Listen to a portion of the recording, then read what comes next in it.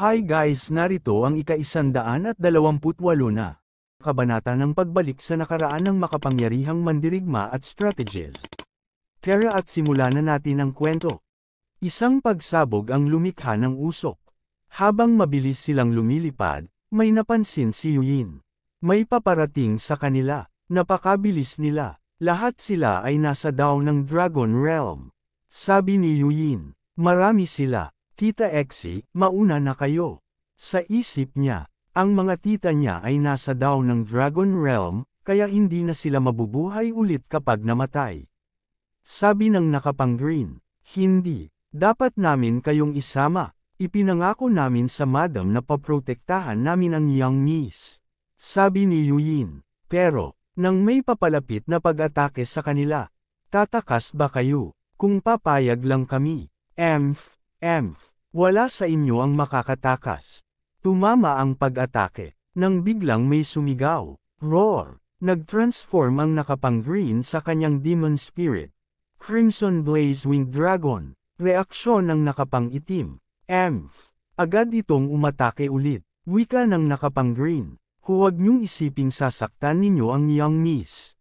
Nakahanda na ang nakapang-green sa kanyang depensa. Sabi ng nakapang-itim. Sino ang gustong saktan ng young miss ninyo? Habang papalapit ang pag-atake, mas lumakas ito. Nagulat ang nakapang-green sa nangyaring pagbabago. Hindi na niya ito naiwasan, direkta itong tumama sa kanya. Dahil sa natamo niyang pinsala, agad siyang bumalik sa kanyang human form. Sigaw na pag-aalala ni Yuyin. Tita Exie, dahan-dahan itong bumagsak na parang wala ng lakas. Sigaw ni Yuyin. Hindi. Agad kinuha ng nakapangpula si Yuyin.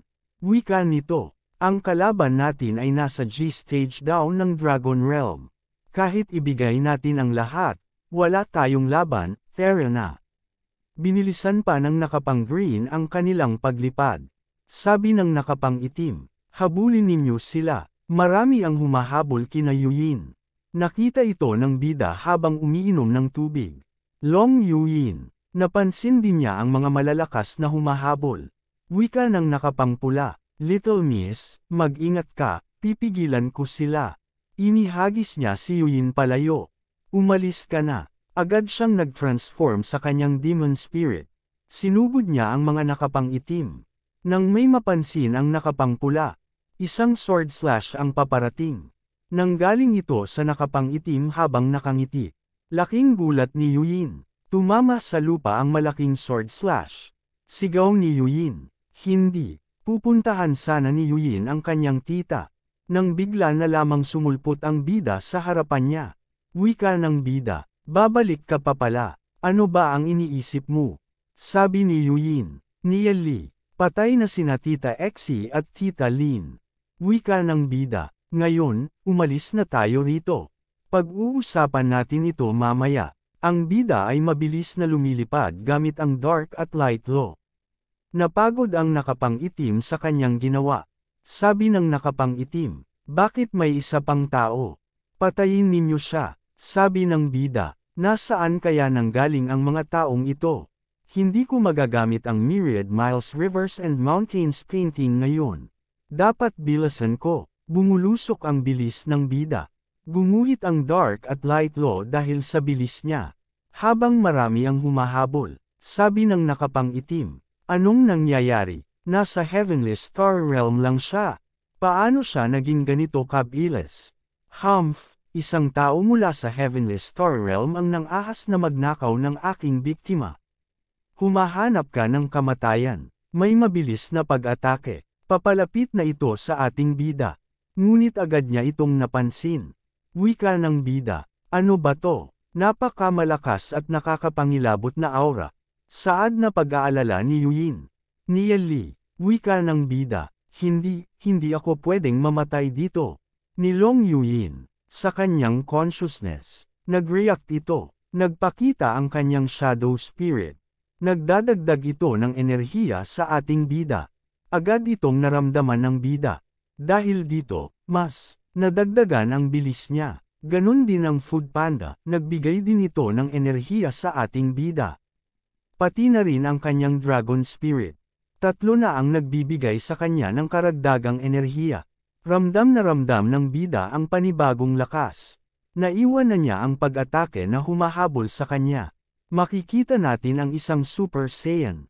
Haha, hindi na nakahabol ang Sword Intent. Hinawakan na ito ng nakapang-itim. Reaksyon ng nakapang-itim.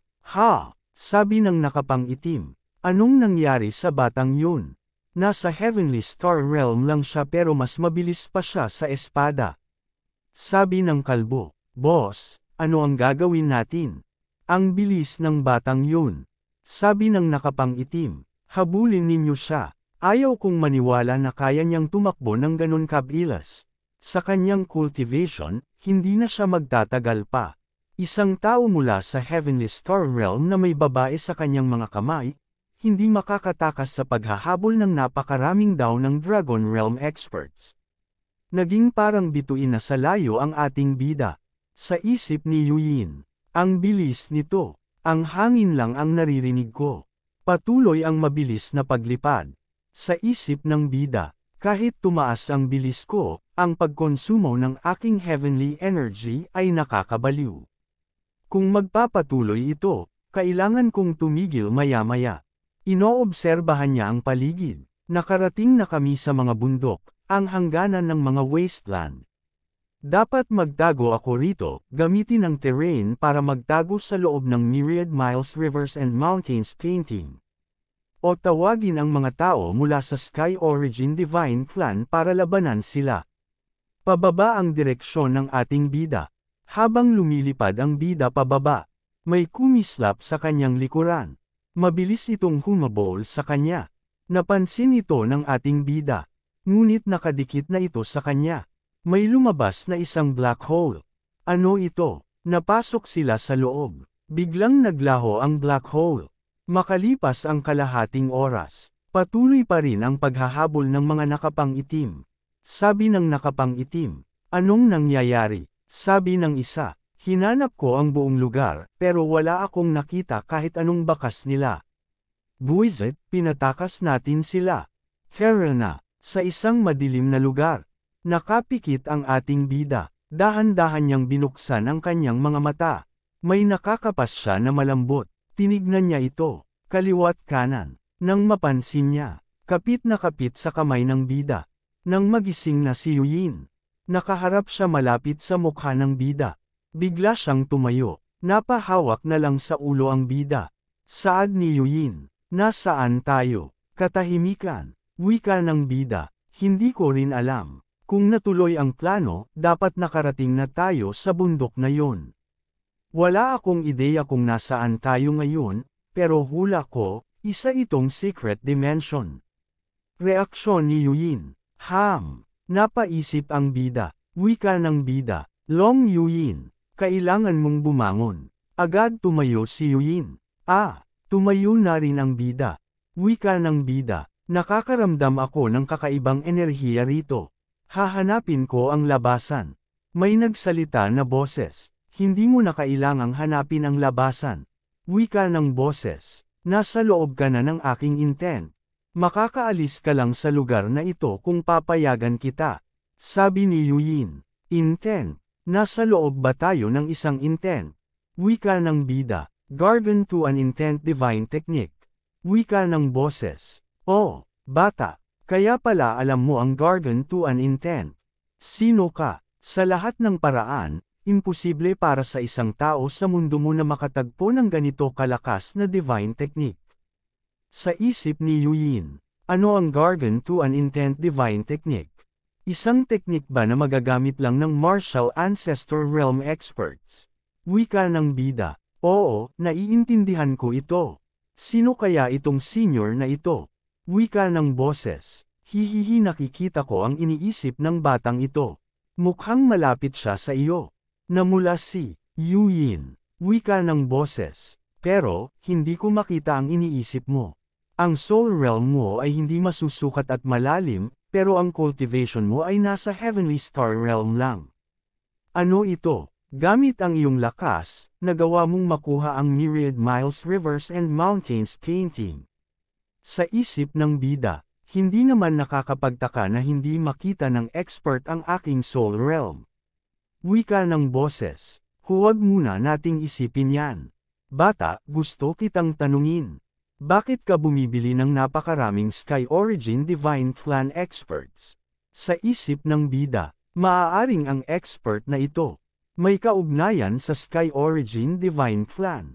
Saad ng bida, sagot sa senior, lubos kong nirerespeto ang mga clansmen ng Sky Origin Divine Clan.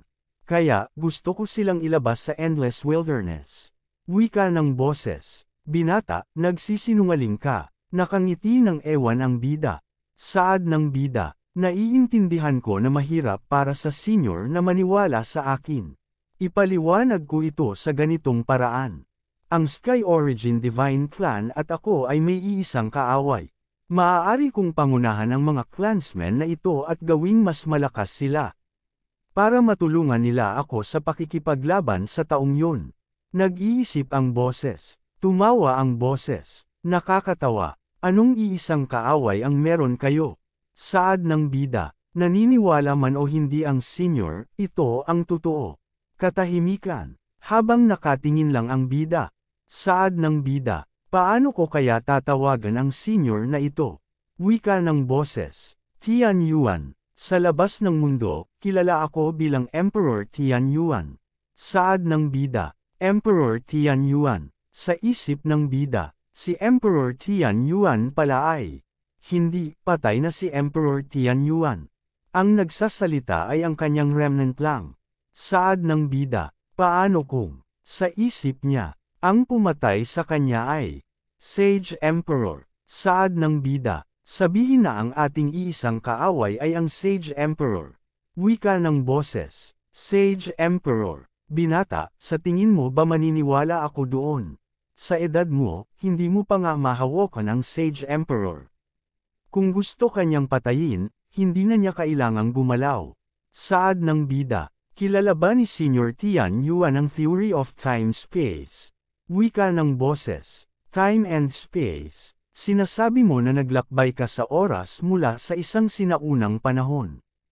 Kung galing ka sa sinaunang panahon, wala akong dahilan para hindi malaman kung sino ka.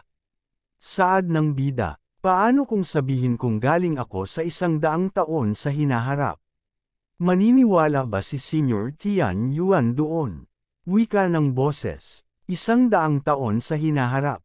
Ang River of Time-Space ay umaagos lang pasulong, hindi pabalik.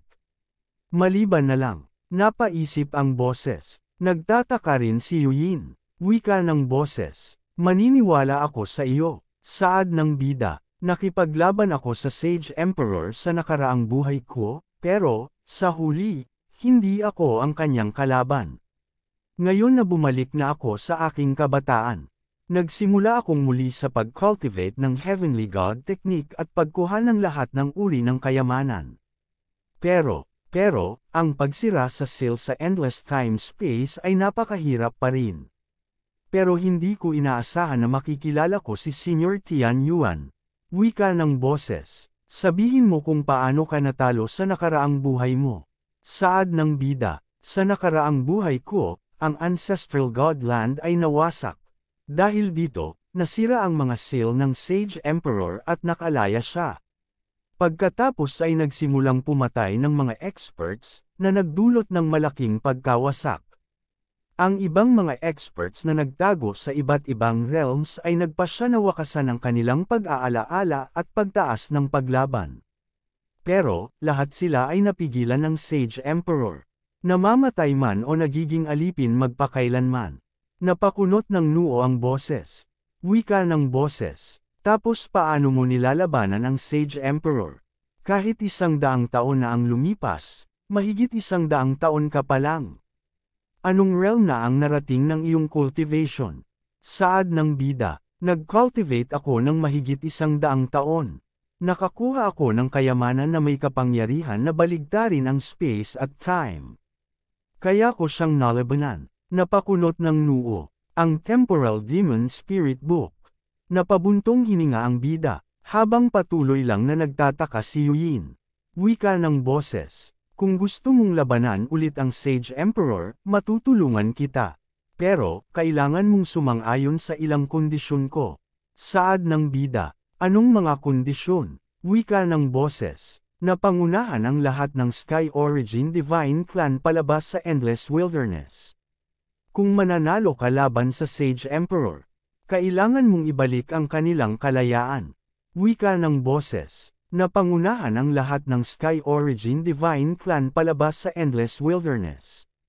Kung matatalo mo ang Sage Emperor, kailangan mong tiyakin ang kanilang kalayaan. Saad ng bida, kahit hindi pa sinasabi ni Senior Tian Yuan, gagawin ko pa rin yun. Wika ng boses, sino ang hindi maghahangad sa upuan ng Sovereign? Ngayon, naniniwala ako na malinis ang iyong intensyon, pero sino ang nakakaalam kung ano ang magiging intensyon mo sa hinaharap? Kailangan kong magpagawa sa iyo ng isang solemn oath. Kung babaliin mo ang iyong pangako, susumpin ka ng heavenly daw at hindi na uunlad ang iyong cultivation. Sa isipan ng bida, plano ni Emperador Tian Yuan na magtanim ng puso ng demonyo sa akin.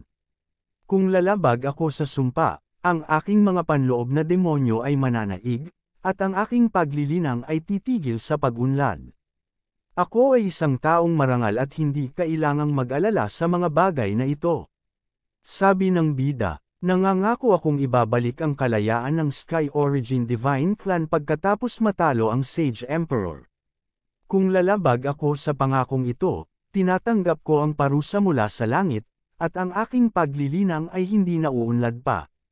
Sabi ni Yu Yin, ang Sage Emperor, wika ng boses, dahil sa iyong katiyakan, maaari na akong mamahinga. Noong nabubuhay pa ako, nag-iwan ako ng maraming kayamanan na maaaring hindi kapaki-pakinabang laban sa mga eksperto sa antas ng emperador, ngunit tiyak na makikinabang ang mga eksperto sa Heavenly Access Realm tulad mo at mapapaangat ang iyong paglilinang.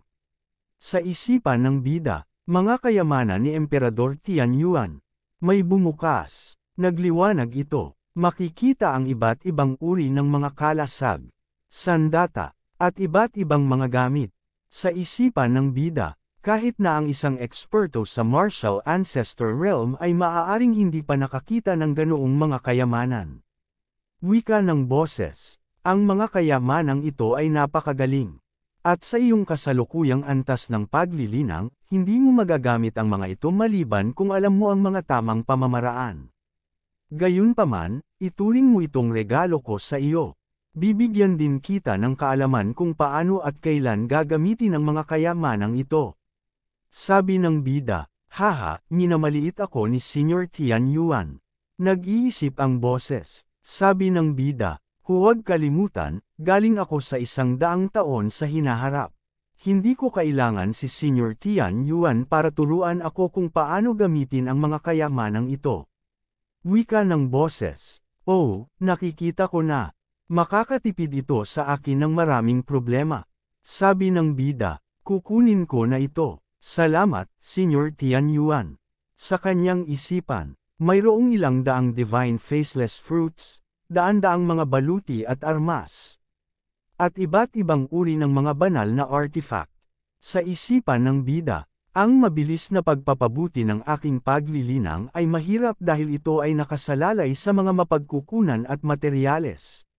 Ngunit sa mga kayamanang ito, na hindi ko makuha sa aking kasalukuyang antas ng paglilinang, ang aking pag-unlad ay magiging mas mahusay. Kailangan kong pag-isipan kung paano gagamitin ang mga ito ng epektibo kapag nakauwi na ako. Ang ating kasalukuyang antas ng paglilinang ay hindi sapat upang matanggap ang mga epekto nito.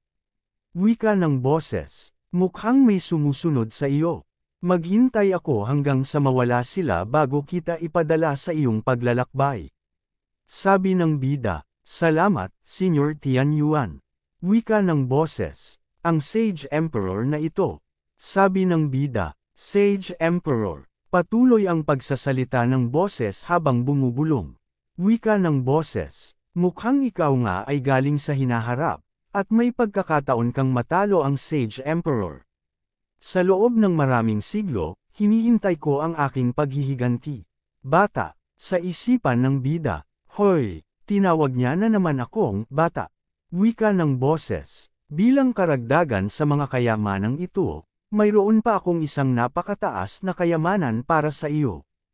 Ipinakita ang isang bilog na kulay ginto. Ito ang Myriad Spiritual Sword Array. Wika ng boses. Oo, ito ang Myriad Spiritual Sword Array. Noong nakaraang buhay ni Nieli, maraming mga eksperto mula sa iba't ibang mga kaharian at napakataas na kayamanan ang tumulong sa kanya sa labanan laban sa Sage Emperor.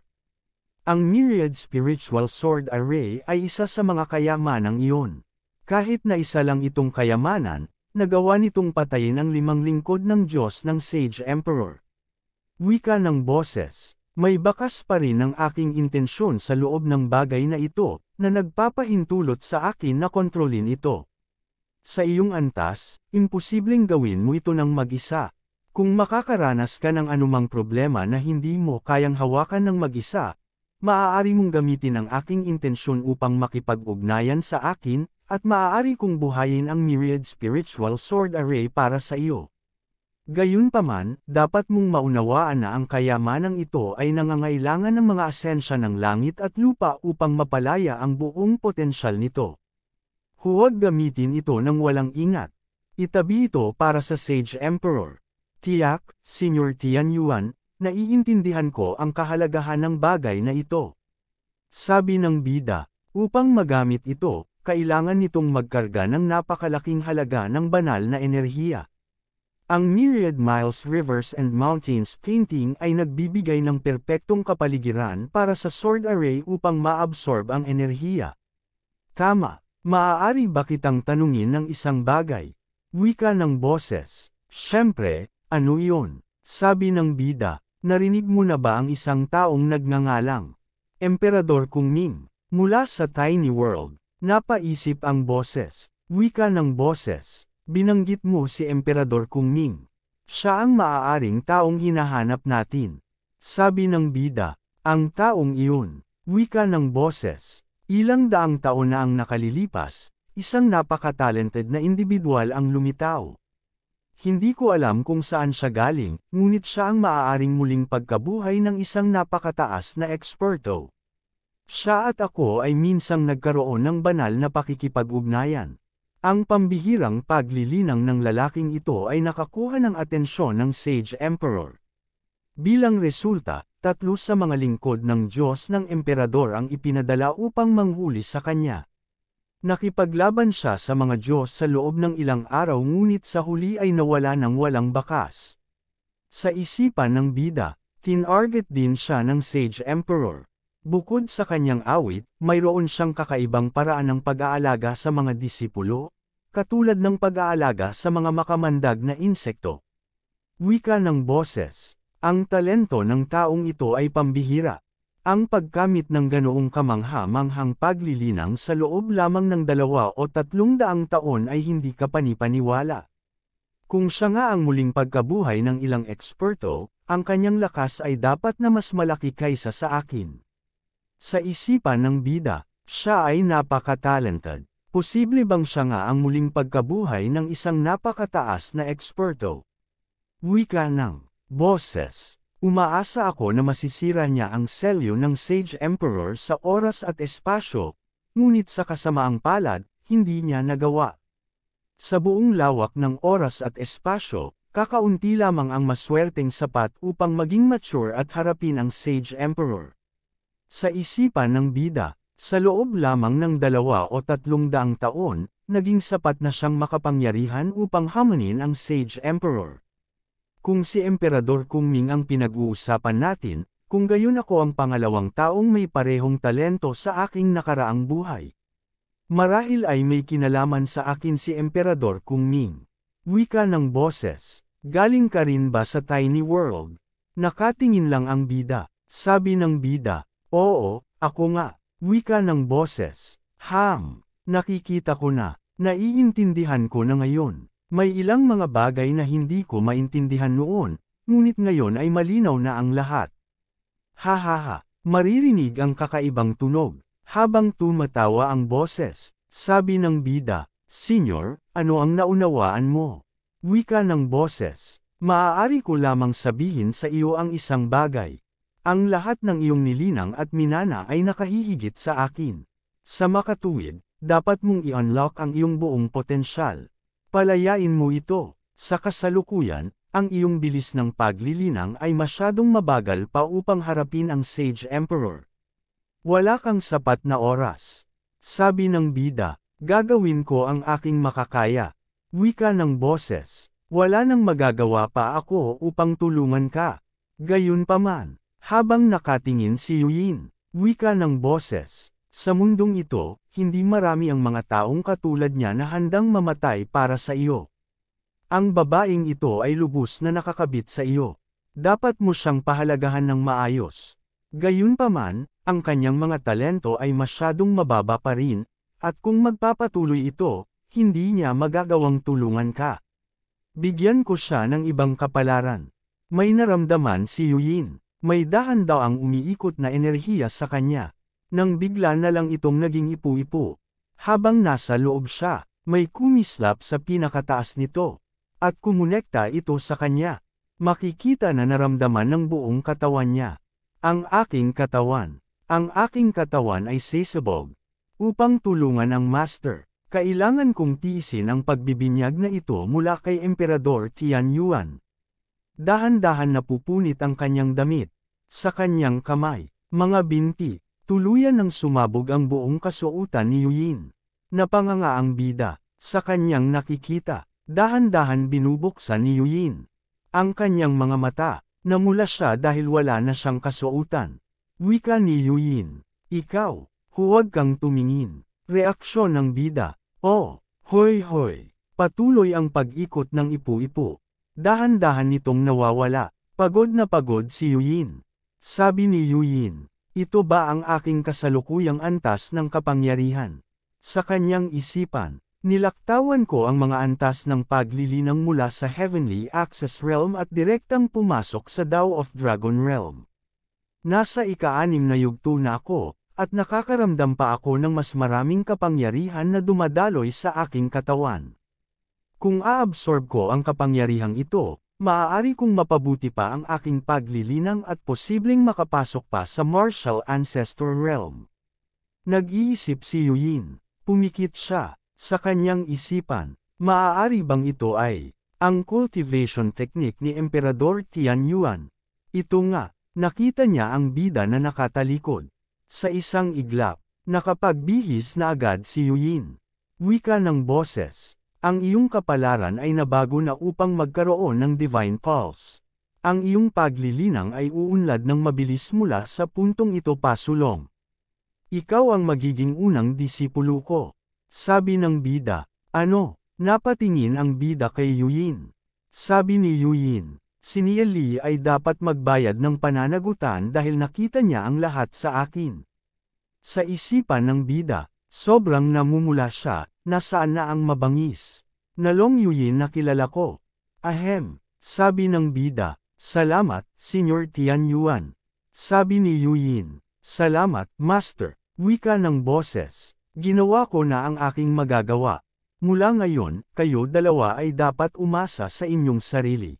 Kung babalik ang Sage Emperor, ang lahat ng oras at espasyo ay mapapino, na humahantong sa pagkawasak ng parehong mga lahi ng tao at demonyo. Ang pagkatalo sa Sage Emperor ay mahalaga.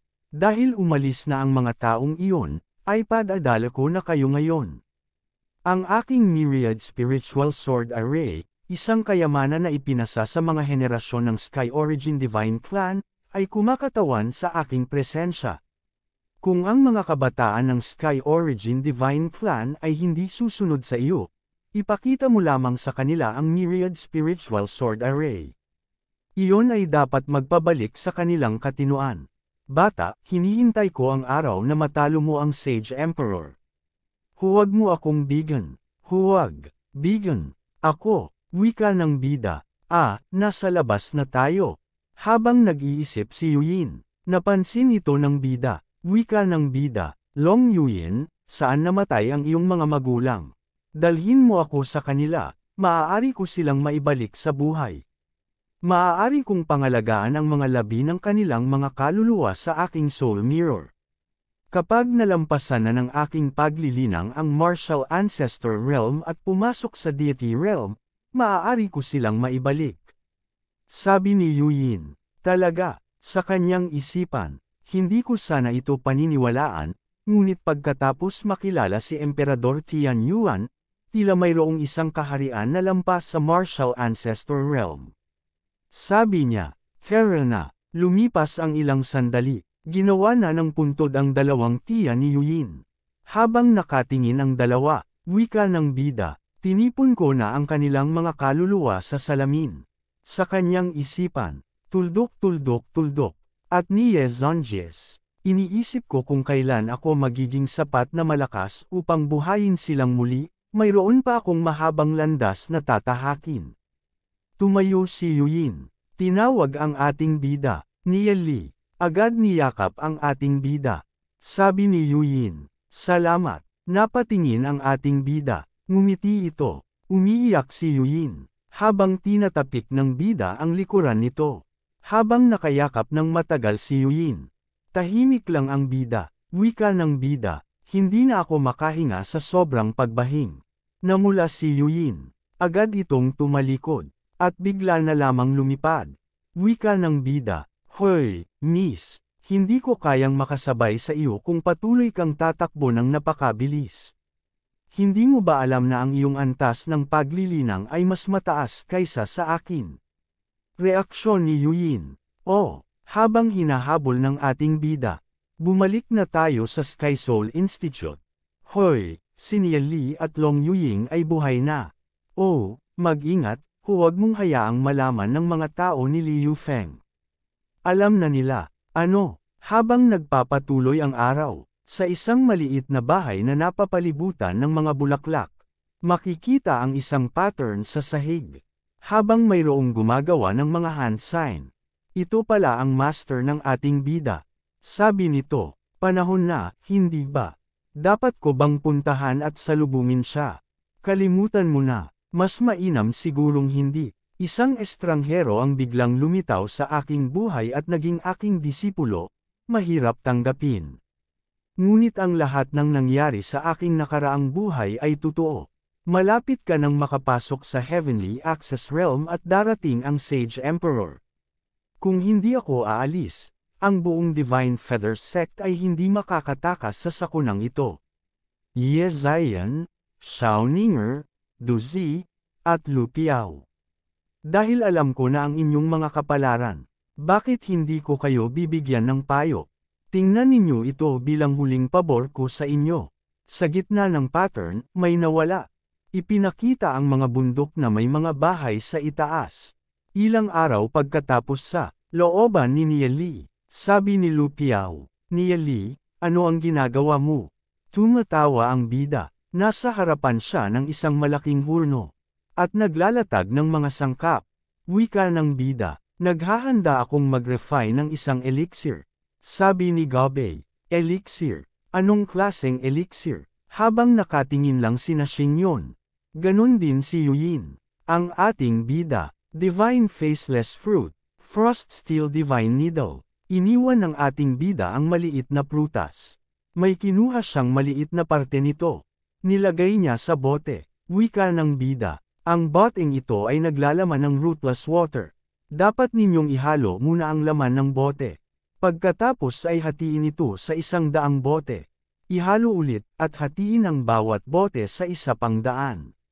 Sabi ni Xingyon, papatunawin ito ng 10,000 beses. Saad ni Lu Piao, "Anong klaseng espiritual na prutas ito?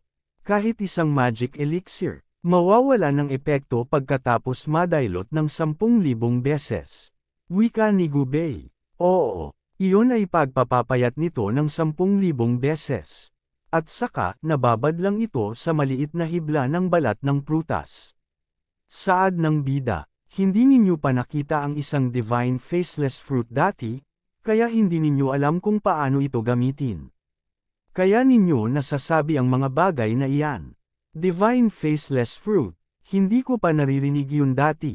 Wika ni Xingyon, "Anong klaseng magic elixir o makapangyarihang gamot iyan? Magiging epektibo pa ba ito pagkatapos madaylot ng 10,000 beses? Ang mga salitang magic elixir, at makapangyarihang gamot, ay hindi sapat upang ilarawan ang divine faceless fruit. Saad ng bida, may dahilan kung bakit ginamit ko ang Frost Steel Divine Needle para mag-scrape ng isang maliit na piraso nito. Kung ang isang dalubhasa sa Martial Ancestor Realm ay kakain ng prutas na ito, ang katawan nila ay sasabog agad at mamamatay sila dahil sa malakas na epekto ng gamot na ito.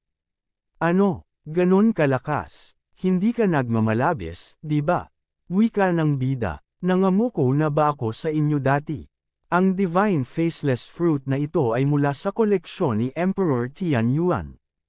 Hindi ito isang bagay na makukuha ng isang dalubhasa sa Martial Ancestor Realm.